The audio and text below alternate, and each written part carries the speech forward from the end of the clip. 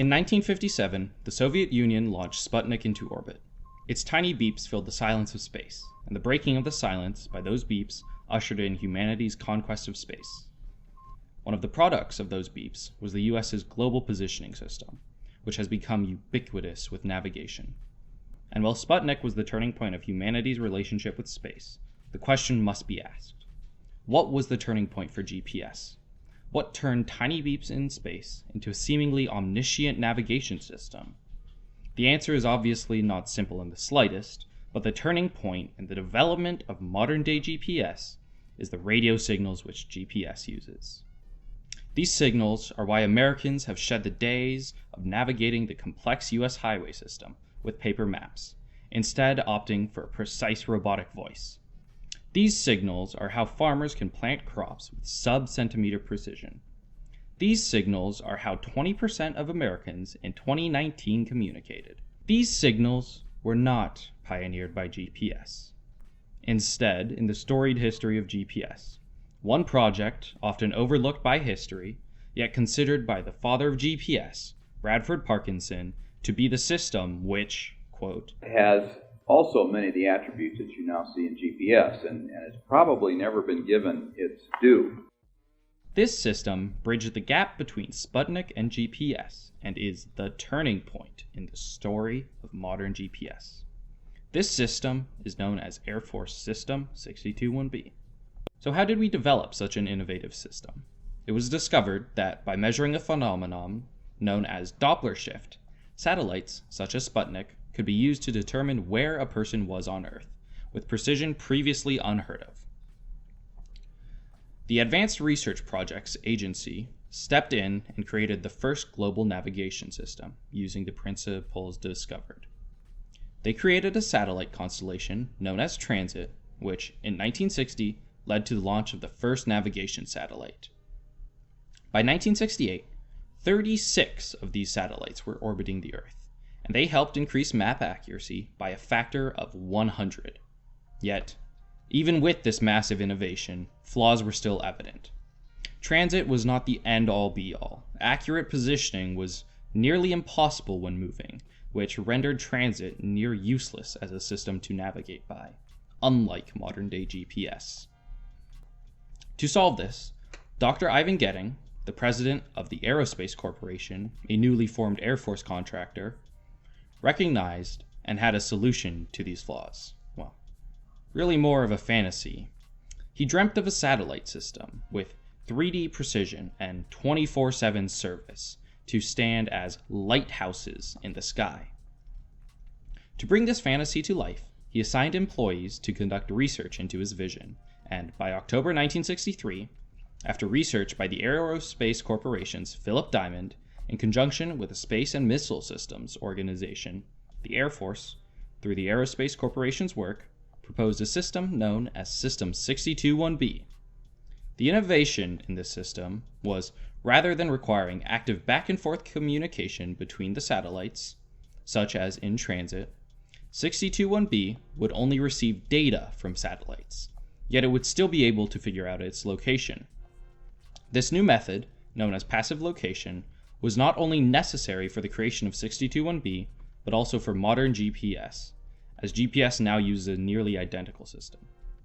However, the report only proposed 621B. No realistic concept was yet to be found.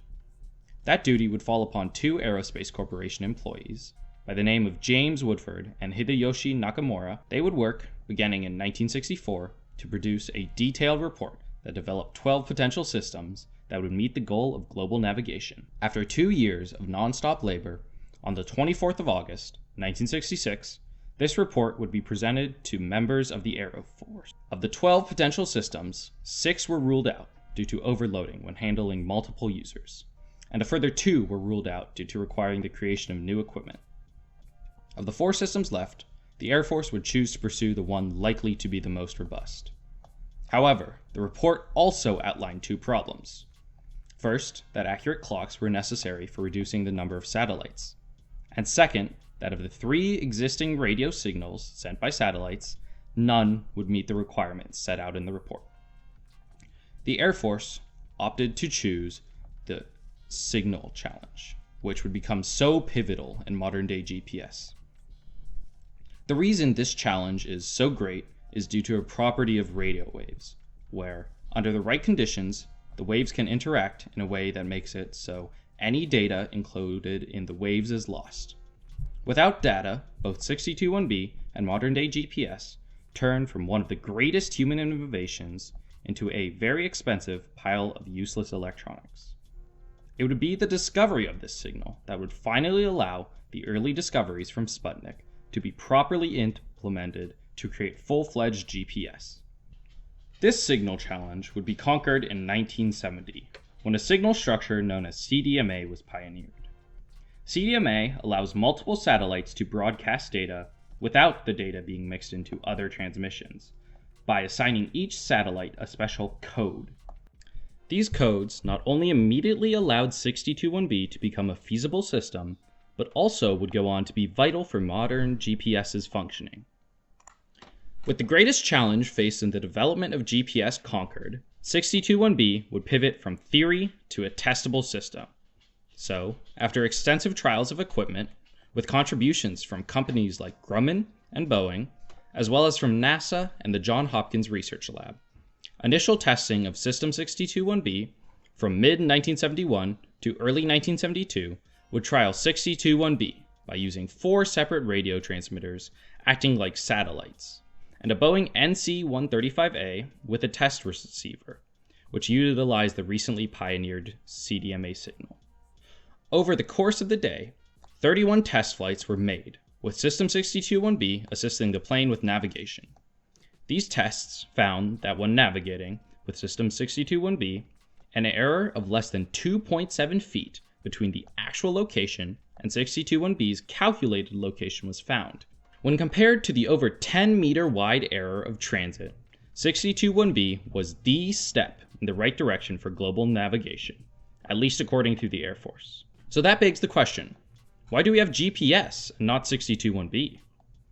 At this point, DARPA had already been looking for a replacement for transit, and as such, the Air Force brought on a fresh new colonel, the previously mentioned father of GPS, Bradford Parkinson.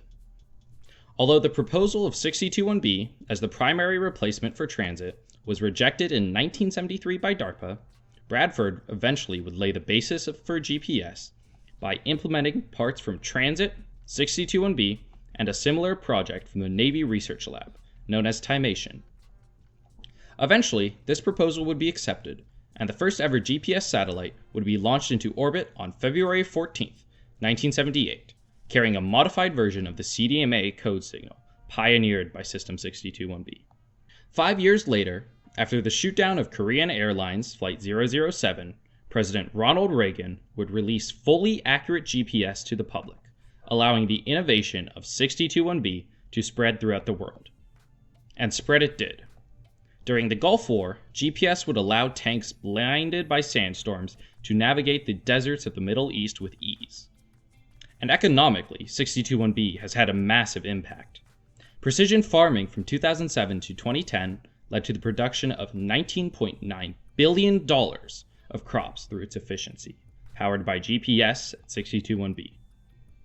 The CDMA code, which was adopted for use in 3G networks, led to a 0.15% growth in GDP per capita during the switch from 2G to 3G. Currently, with the ongoing UN humanitarian relief of Somalia, GPS is used to track the flights of planes providing humanitarian relief to Somalia, ensuring secure delivery of the aid. Ever since the 2022 Russian invasion of Ukraine, GPS has been utilized by Ukraine to continue fighting for its freedom. And in the future, with the inevitable switch to renewables, GPS will help to synchronize our energy grid to prevent blackouts. All of these applications, both present and future, would not be possible without the innovations of 621B that turned Sputnik into modern-day GPS. The advent of 621B led to a world with more precise navigation. The advent of 621B led to the communication that shaped the modern internet. The advent of 621B led to Ukraine's ability to continue defending itself from Russia. 621B was the turning point in the history of modern GPS, and it continues to shape the world around us to this day.